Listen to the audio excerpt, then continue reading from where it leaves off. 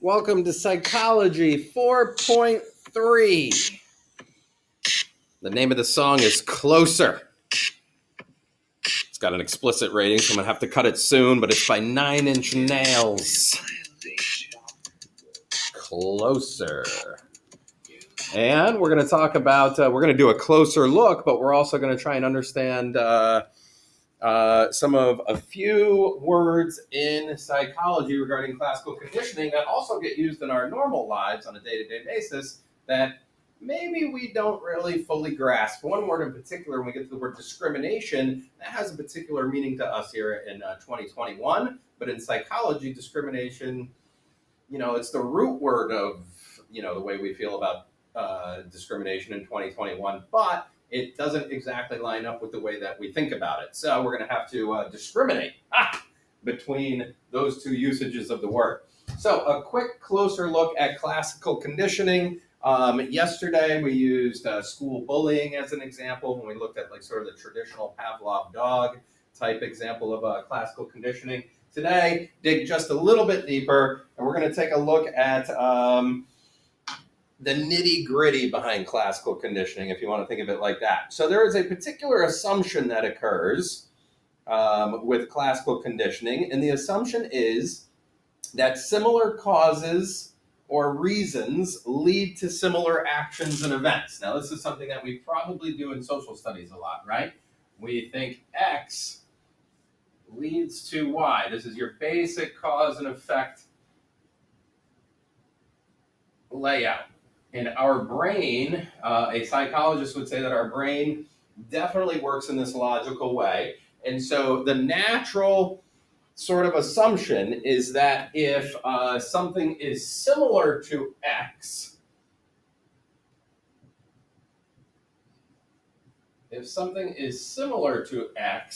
we assume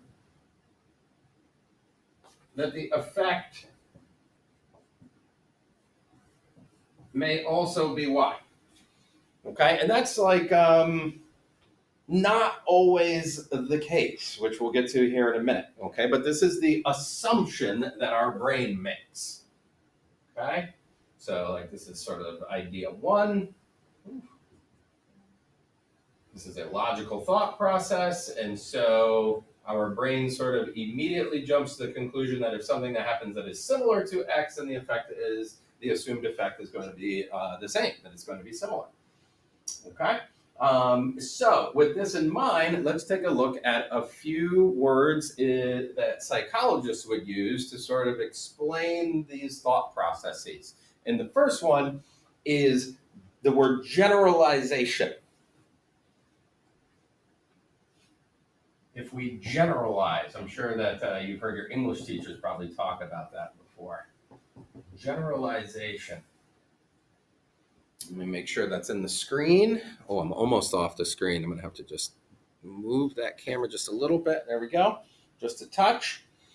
And so generalization is the idea that if a stimuli, right, which is kind of like a cause, if you want to think of it like that, if a stimuli appears generally the same, then it's going to elicit the same condition response. Right? The stimuli, and here's this word generally, if stimuli are generally the same,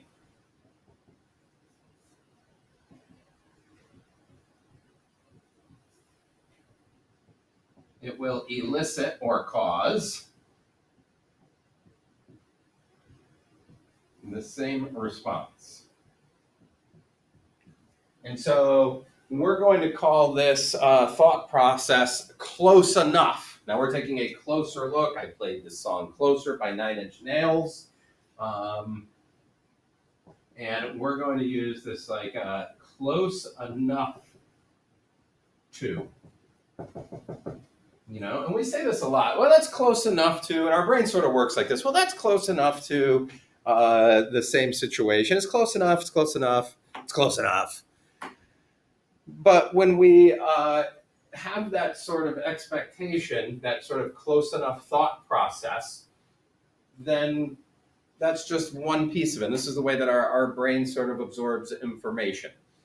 And It could be something simple like in childhood, right? We generalize like fruit, like a banana and an apple. Apples and oranges, that's always the one, right? Like, well, you can't really compare apples and oranges. Well, you really can because they're like generally the same. They're both fruit, and so maybe they're close enough. And then someone goes, oh, well, no, you can't really compare apples and oranges, right? They're very different. And so our brain also has the ability to not just generalize, but also to discriminate. So there's generalization, and then there's discrimination in our brain. And with classical conditioning, our brain, we sort of just generally recognize that our brain can do both. Discrimination is the tendency to respond differently to stimuli that are similar but not identical.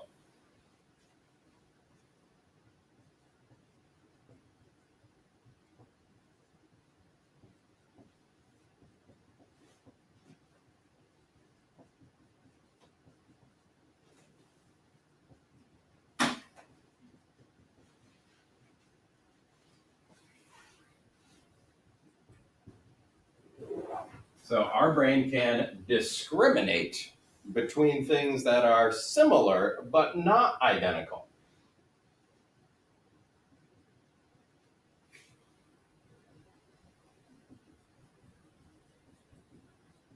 And the sort of phrasing that we want to include here with our ability to discriminate is, well, it's kind of like blank, but, and then we discriminate. So apples are kind of like oranges because they're both fruit, but, and then our brain has the ability to discriminate between the two things. Kind of like blank, but fill in the blank. Oh, there's the bell. We're almost out of time. Just give me a few more seconds, right? And so with classical conditioning, we find that our brain has the ability to do both of these things. We can generalize, and we may also discriminate. And there's opportunity for both to be used, right? It's not like this is always incorrect to do, or this is always the right way to do it. Our brain has the ability to differentiate. So if we come back to our sort of original thought process, there may be a cause, and that leads to an effect. And then if we do a slight modification, remember what conditioning means, right? This is a slight modification.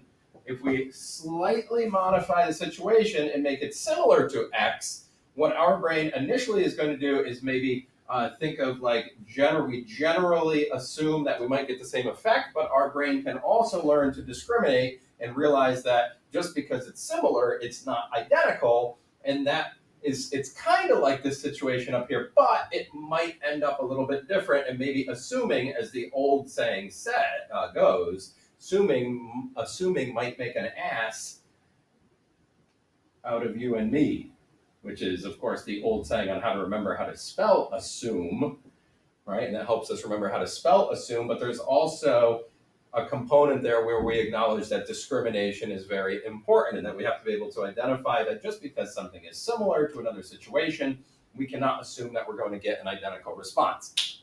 Okay, that is discrimination. Wonderful.